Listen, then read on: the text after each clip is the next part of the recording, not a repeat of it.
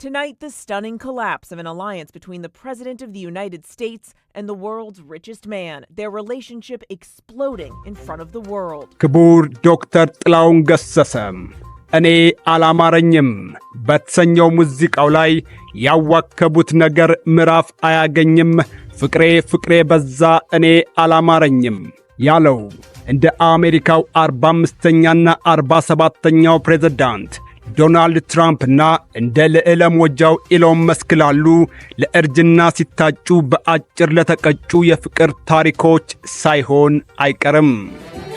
ያዋከቡት ነገር ምዕራፍ አያገኝም ፍቅሬ ፍቅሬ በዛ እኔ አላማረኝ ያዋከቡት ነገር ምዕራፍ አያገኝም ፍቅሬ ፍቅሬ በዛ እኔ ዶናልድ ትራምፕ ሃኒሙናቸው እንኳን በወጉ ሳይጠናቀቅ መንግስትን እየበዘበዙት ያሉትን የኢሎን መስክ ኩባንያዎችን ኮንትራት አስቆማለሁ ሲሉ ኢሎን መስክ በበኩሉ አንተ ካልክማ ሰማንያችንን መቅደድ ብቻ ሳይሆን አዲስ ፕሬዝዳንትም ያስፈልገናል ነጩን ቤተ መንግሥት ለቀህ መውጣት አለብህ እያለ ነው። አንድ ከፍተኛ ባለስልጣን ደግሞ ኢሎን ወደ አሜሪካ የገባው በሕገወጥ መንገድ ነው፣ ምርመራ ይደረግና ወደ መጣበት ይጠረዝ በማለት ሐሳባቸውን አቅርበዋል። ታዲያ የሁለቱን እሰጥ አገባ ተከትሎ ኢሎን መስክ በአንድ ሌት በግሉ $34 ቢሊዮን ከስሮ አድሯል።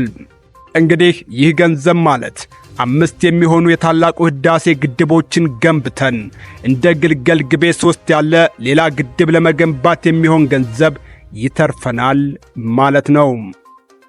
ነገርየውን እዚህ ደረጃ ላይ ያደረሰው ምክንያት ከዚህ ዝቅ ብለን እናስረዳለን።